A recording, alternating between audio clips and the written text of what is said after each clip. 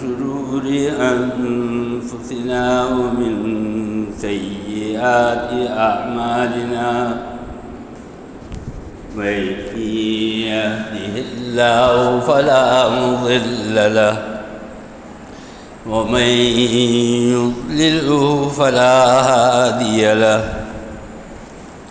ونشهد أن لا إله إلا الله وحده لا شريك له ونشهد أن سيدنا ونبينا ومولانا محمدا عبده ورسوله صلى الله تعالى على خير خلقه محمد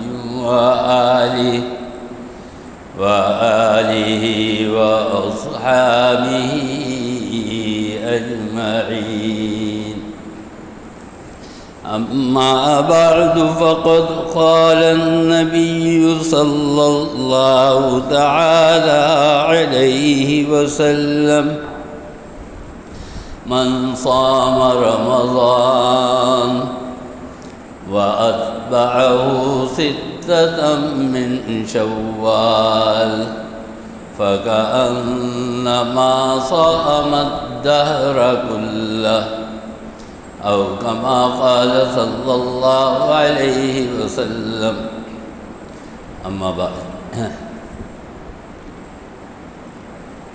حضرات محترم اور برادران عزیز،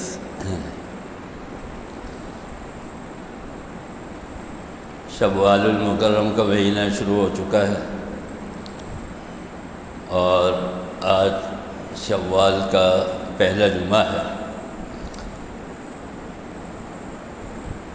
الحمدللہ ہم نے اور آپ نے سب نے خیریت کے ساتھ اللہ تعالیٰ نے زندگی عطا فرمائی اور رمضان المبارک کے روزے رکھنے کی سعادت حاصل کی، اور روزے ختم نہیں ہوئے، تراویح ختم ہو گئی۔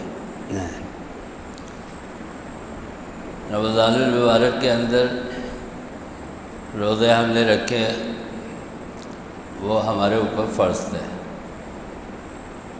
قرآن کریم نے ہمیں اس کا حکم دیا کہ رمضان المبارک کے اندر روزے رکھو، وہ ہم نے تمہارے اوپر لکھ دیے ہیں۔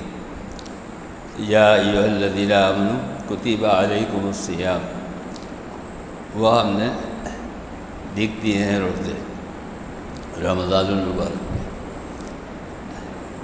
اگرچہ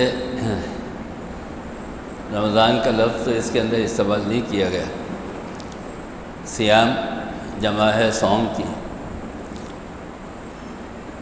لیکن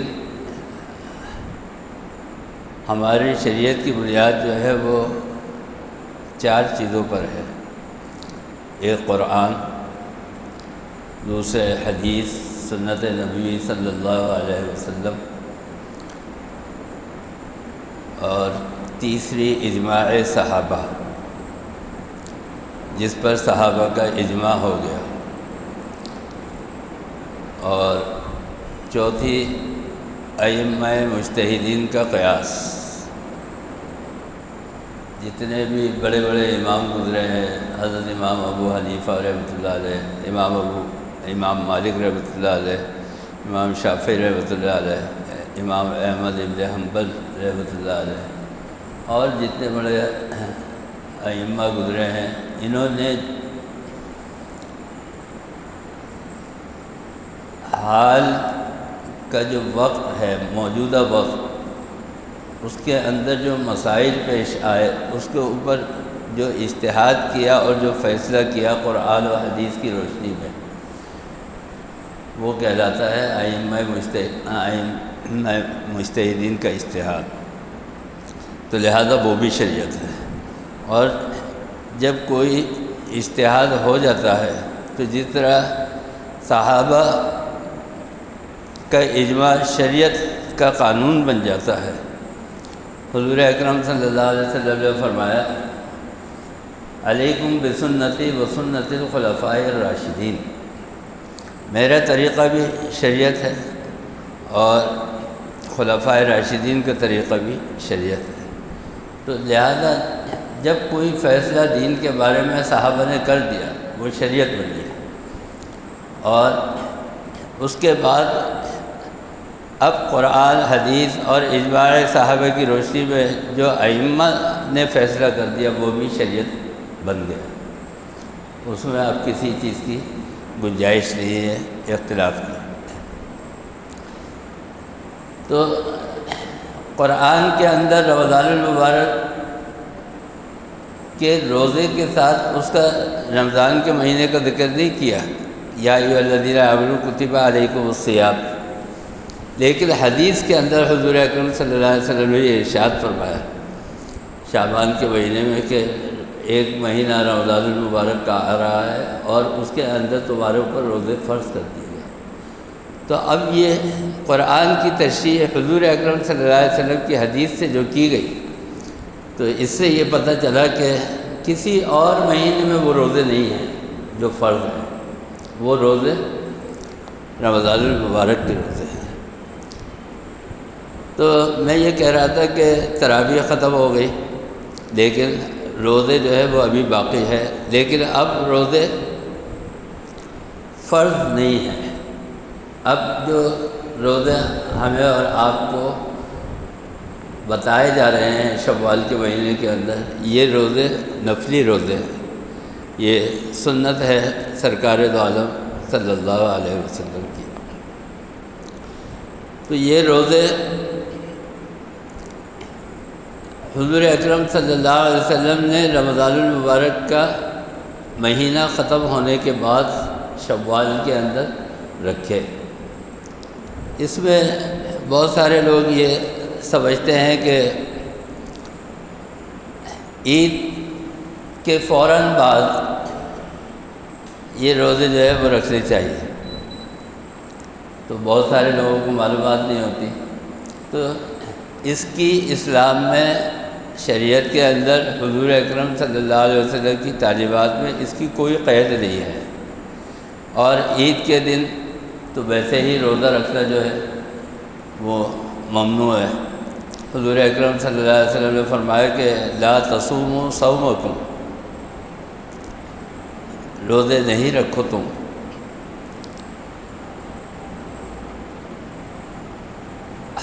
فی ہذہ الایام، ان دنوں میں، یعنی جو عید کا دن ہے، اور اسی طرح جو بقرعید کا دن ہے، بقرعید کے 3 دن، ان کے لیے فرمایا کہ فی ہذہ الایام، ان کے اندر روزے نہیں رکھو۔ فإنہا ان یؤدی زکوٰۃ الصوم، اور فرمایا کہ روزوں کی جو ہے وہ زکوٰۃ ادا کرو۔ تو یہ جو پہلا دن عید الفطر کا ہوتا ہے، اور بقرعید کا پہلا دن ہوتا ہے، اور بقرعید کا دوسرا دن ہوتا ہے، پھر بقرعید کا تیسرا دن ہوتا ہے، ان دنوں کے اندر روزہ رکھنا صرف ممنوع ہی نہیں ہے، صرف اس کی ممانعت ہی نہیں ہے، بلکہ حدیث کی روح سے اس کو حرام قرار دیا گیا۔ اور ایک بات یہ یاد رکھیں کہ جب ہم شریعت کے قانون کی بات کرتے ہیں، شریعت اسلامیہ کی بات کرتے ہیں، تو اس کے اندر سنت نبوی صلی اللہ علیہ وسلم کا جو درجہ ہے وہ قانون کی حیثیت رکھتا ہے۔ یعنی جیسے میں نے بتایا کہ جو حکم آپ نے دے دیا وہ عمل کرنا ہے، اس کے خلاف آپ نہیں کر سکتے، حضور اکرم صلی اللہ علیہ وسلم کی حدیث کے خلاف آپ نہیں جا سکتے۔ خلاف پیغمبر کسے راگزیر کہ ہرگز بمنزل نہ خواہد رسید۔ ایک مرتبہ حضرت علی کرم اللہ وجہہ حضور اکرم صلی اللہ علیہ وسلم کو فجر میں اٹھانے گئے، آپ کو وضو کرایا، لوٹا لے کے پانی لے کے وہاں پہ کھڑے ہو گئے، حضور اکرم صلی اللہ علیہ وسلم نے وضو کرا، فجر کا وقت ہے، اور جب آنے لگے مسجد نبوی پہنچے تو آپ جب اندر داخل ہوئے تو دیکھا کہ ایک بدو جو ہے وہ مسجد نبوی کے اندر سو رہا ہے۔ تو حضور اکرم صلی اللہ علیہ وسلم نے حضرت علی سے کہا کہ اے علی اس کو اٹھا دو، تو حضرت علی کرم اللہ وجہہ نے اس کو اٹھا دیا نماز کے لیے، کہا کہ بھائی فجر کا وقت ہو گیا ہے، نماز پڑھ لو۔ تو حضور اکرم صلی اللہ علیہ وسلم تشریف لائے، فجر کی نماز پڑھائے۔ اس کے بعد جب واپس آنے لگے تو حضرت علی کرم اللہ وجہہ نے فرمایا کہ یا رسول اللہ، آپ کی ذات تو وہ ذات ہے کہ آپ ہم سے زیادہ نیکیوں کے اندر سبقت لے جانے والے، کسی کام کے اندر آپ موقع نہیں دیتے، یہاں تک کہ بچوں کو بھی آپ سلام میں پہل کر لیتے، تو اس وقت آپ نے اس نیکی کے موقع کو کیوں چھوڑا؟ آپ نے یہ نیکی نہیں کی، یہ بات کچھ سمجھ میں نہیں آئی۔ تو حضور اکرم صلی اللہ علیہ وسلم نے فرمایا یہ ہے رحمت للعالمین۔ حضور اکرم صلی اللہ علیہ وسلم کی ذات جو ہے وہ ہمارے لیے، ہماری نیند میں بھی رحمت ہے، ہمارے جاگنے میں بھی رحمت ہے، ہمارے چلنے پھرنے میں بھی رحمت ہے۔ حضور اکرم صلی اللہ علیہ وسلم نے فرمایا یہ سو رہا تھا، نیند میں تھا، اور نیند میں جب آدمی ہوتا ہے نا تو بہت سارے باتیں اس سے ہو جاتی ہیں، صحیح بھی غلط بھی اس سے ہو جاتی ہے۔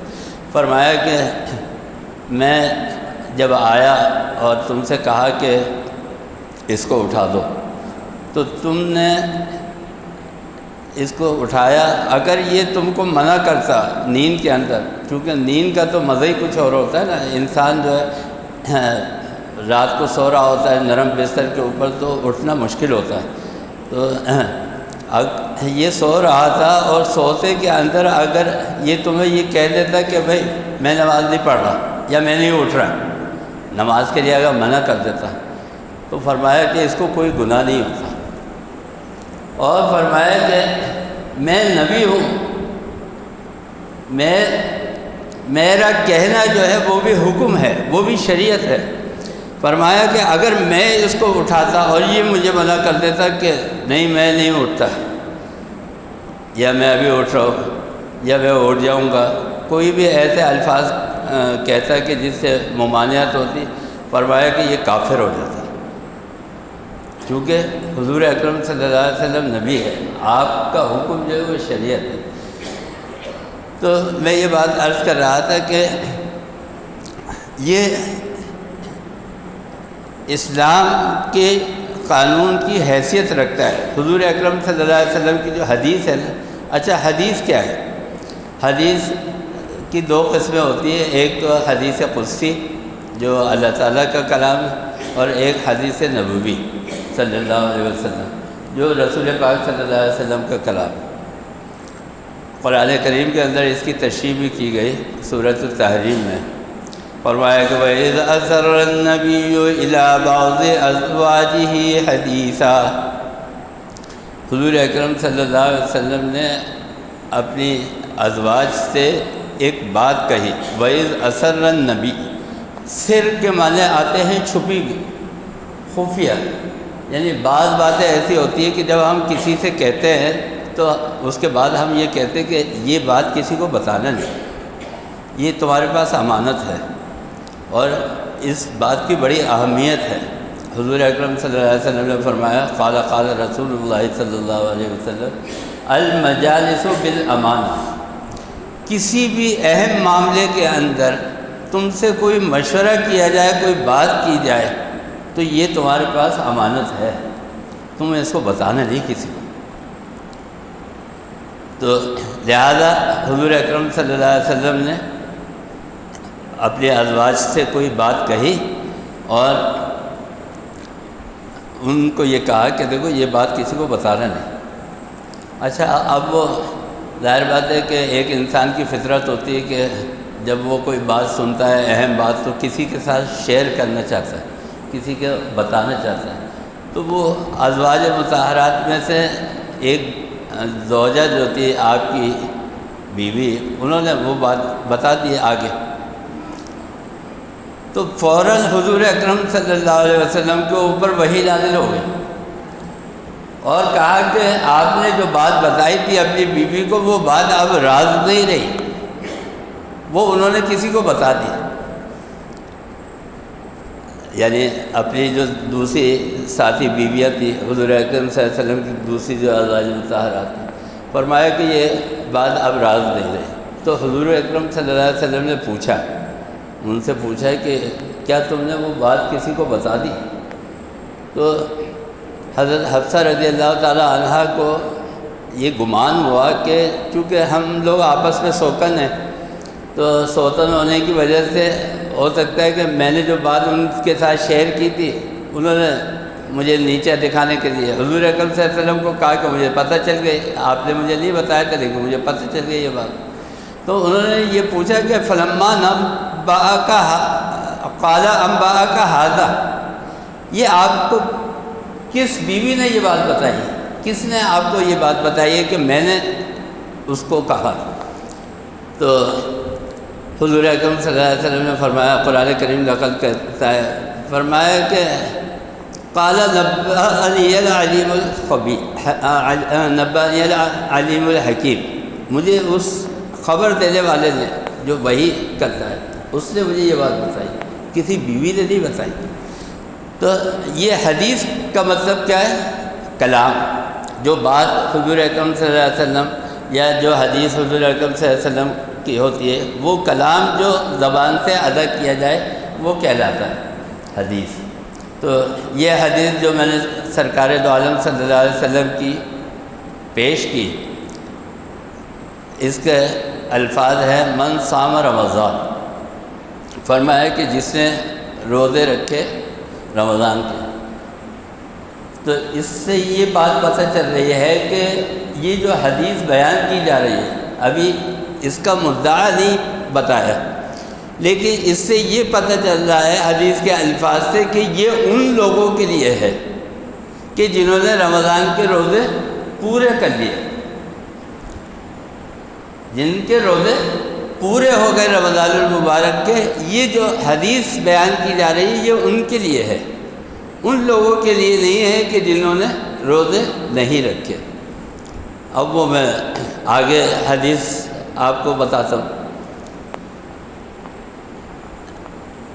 اور جن لوگوں کے روزے رمضان المبارک کے چھوٹ گئے، خدا نخواستہ قضا ہو گئے یا کسی بیماری کی وجہ سے یا کسی عذر کی وجہ سے انہوں نے نہیں رکھے، تو اب ان کو چاہیے کہ وہ رمضان المبارک کے روزوں کی قضا کر لیں۔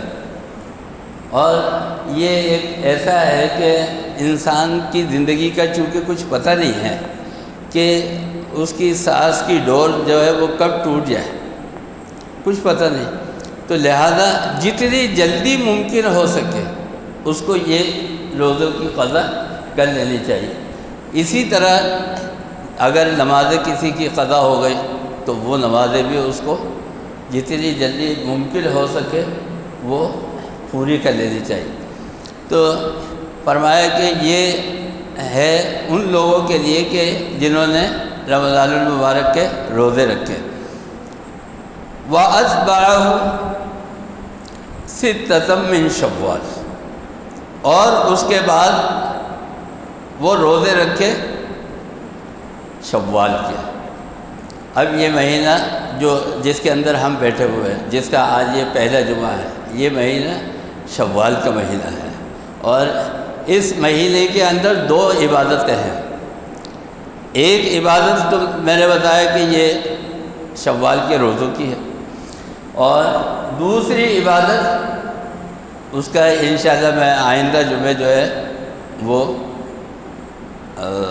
ذکر کروں گا، وہ ہے حج کی تیاری کی ابتدا کرنا۔ یعنی جس کا ارادہ ہو حج کے لیے یا جس کے پاس وسائل ہو حج کے لیے، وہ اس کی تیاری شروع کر دے شوال کے مہینے سے۔ تو انشاءاللہ وہ بھی آپ کے سامنے، وہ شوال کے مہینے سے متعلق ہے۔ یعنی اس مہینے کے اندر ہمیں دو عبادتیں ہیں۔ تو وَأَتْبَعَهُ سِتَّةً مِّن شوال، اور پھر جس نے روزے رکھے شوال کے،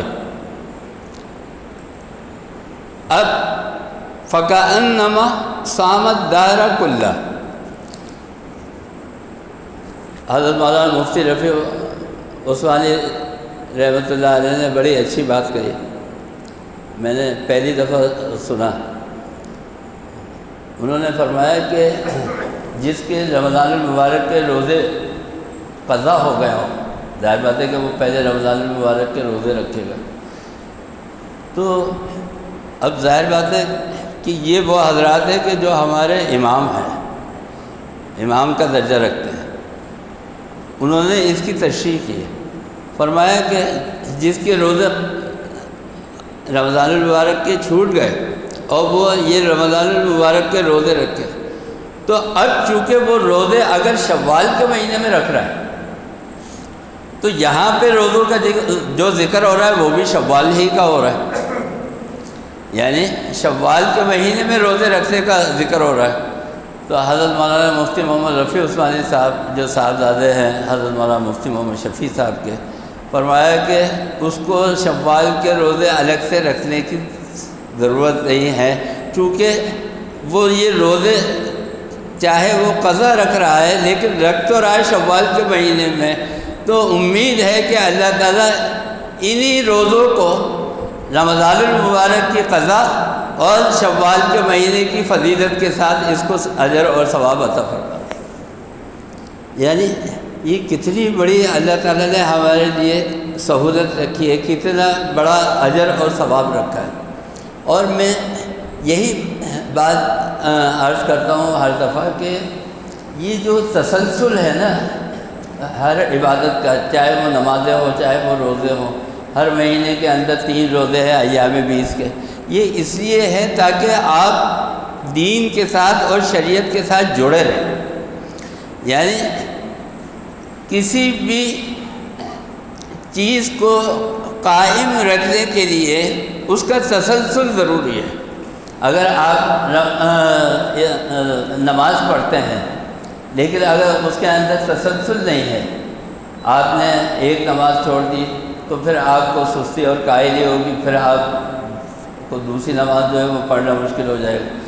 اسی طرح آپ نے زیادہ نمازیں چھوڑ دی، ایک دن نماز چھوڑ دی تو پھر دوسرے دن آپ کو نماز، اس لیے شریعت نے کیا رکھا ہے، شریعت نے یہ رکھا ہے کہ ایک نماز آپ نے صبح پڑھی، پھر آپ کو کہا کہ اب دوپہر کے اندر پھر نماز پڑھو، یعنی ظہر کی نماز پڑھو، کیوں؟ تاکہ وہ تسلسل جو ہے، وہ ربط جو ہے اللہ تعالیٰ کے ساتھ وہ قائم رہے۔ تو لہذا یہ فرمایا کہ یہ ظہر کی نماز ہے، یہ فجر کی نماز ہے، ظہر کے بعد فرمایا کہ اب 2 گھنٹے گزرے، 3 گھنٹے گزرے، فرمایا اب عصر کی نماز پڑھو۔ اسی طرح روزوں کا ہے کہ روزوں کا پہلے آپ نے دیکھا لفظی روزے محرم کے اندر وہ جو 9، 10 اور 11 محرم کے روزے اس کی ترغیب دی، اور اس کے بعد پھر رجب کے اندر بھی روزوں کی فضیلت، پھر شعبان کے اندر بھی روزوں کی فضیلت، پھر رمضان المبارک کے فرض روزے، پھر اس کے بعد شوال کے روزے، پھر ذی الحجہ کے اندر روزے۔ تو یہ کیا ہے، یہ آپ کو جوڑے رکھا ہے عبادت کے ساتھ تاکہ آپ ایک تسلسل کے ساتھ جو ہے وہ جڑے رہے دین اور شریعت کے ساتھ، آپ کے اندر وہ ضعف اور کمزوری پیدا نہ ہو کہ جس کی وجہ سے آپ ہٹ جائیں دین سے۔ تو فرمایا کہ من صام رمضان، جس نے روزے رکھ لیے، اور میں نے بتایا کہ جس نے رمضان کے روزے قضا کیے تو وہ پہلے رمضان کے روزے پورے کرے۔ وَأَتْبَعَهُ سِتَّةً مِّن شوال، پھر اس کے بعد اس نے رکھے 6 روزے، فَكَأَنَّمَا صَامَ الدَّهْرَ كُلَّهُ۔ اچھا، اللہ تعالیٰ نے ایک قانون بیان کیا ہے، بلکہ میں آپ کو بتا دوں، جیسے میں نے ابھی کہا کہ یہ روزے سنت ہے، نہ فرض ہے نہ واجب ہے، سنت ہے، نفلی روزے رکھیں گے اجر اور ثواب بہت زیادہ ہے۔ اسی اجر کا یہاں پہ ذکر کیا ہے، فَكَأَنَّمَا صامت دہر کلہ۔ قرآن کریم کہتا ہے کہ من یطع رسول، جس نے رسول کی اطاعت کی، فقد اطاع اللہ، اس نے اللہ کی اطاعت کی۔ اس کا مطلب یہ ہے کہ اللہ کا حکم ہو چاہے رسول کا حکم ہو، ان دونوں کی اہمیت ایک جیسی ہے، یعنی وہ کام آپ نے کرنا ہے۔ تو یہ جو نفل روزے ہیں، اس کے لیے ویسے بھی جو آپ قرآن کریم پڑھیں، تسبیح پڑھیں، ہر چیز کے لیے ایک قانون ہے۔ وہ کیا ہے؟ من جاء بالحسنۃ فلہ عشر امثالھا، جو کوئی بھی ایک نیکی کرے گا ہم اس کا ثواب دیں گے اس کو 10 نیکیوں کے برابر۔ اب یہاں پر آپ نے ایک مہینے روزے رکھے رمضان المبارک کے فرض، یہ ہو گئے 10 مہینے۔ اس کے بعد فرمایا کہ وَأَتْبَعَهُ سِتَّةً مِّن شوال، پھر 6 روزے رکھے تو یہ ہو گئے 60۔ اب کتنے ہو گئے؟ یہ 360 ہو گئے۔ اور اسلامی جو کیلنڈر ہے اس کے حساب سے سال 360 دن کا ہوتا ہے، کم و بیش کچھ دنوں کے، تو 360 دن کا ہوتا ہے۔ تو یہ ہو گئے۔ اور اگر آپ دنوں کو بھی چھوڑیں، کیونکہ اللہ تعالیٰ کے ہاں تو ہم جو عبادت کرتے ہیں نا، ہم عبادت کرتے ہیں مولانا صاحب یہ 300 دفعہ پڑھوں یا 1000 دفعہ پڑھوں، اللہ تعالیٰ کے ہاں یہ نہیں۔ اللہ تعالیٰ جب دیتے ہیں نا تو اجر پھر بے حساب دیتے ہیں بس۔ تو ایک مہینے کو 10 سے ضرب کیا آپ نے 10 مہینے ہو گئے، اور 6 روزے کو 10 سے ضرب کیا 60 ہو گئے، تو یہ ہو گئے 2 مہینے۔ تو 10 مہینے اور 2 مہینے یہ ہو گیا 1 سال۔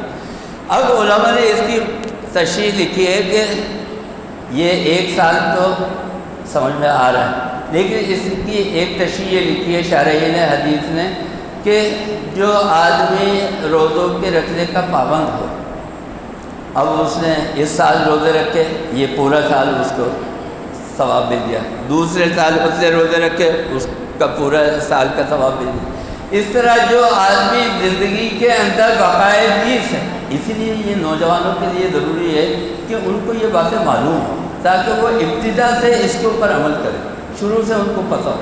تو جس نے زندگی کے ہر سال کے اندر روزے رکھے، رمضان کے ساتھ شوال کے، تو اس کو کیا ہوا؟ ساری زندگی کے روزوں کا ثواب مل گیا۔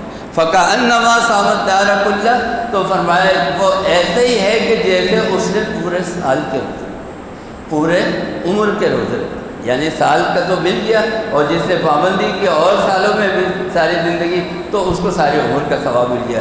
تو فرمایا کہ یہ اس کے شوال کے روزوں کی اہمیت ہے، اور اس میں نے عرض کیا کہ کوئی قید نہیں ہے کہ آپ عید کے دوسرے دن سے رکھیں، آپ وقفے سے بھی رکھ سکتے ہیں، 1 دن چھوڑ کے، 2 دن چھوڑ کے، تسلسل کے ساتھ بھی۔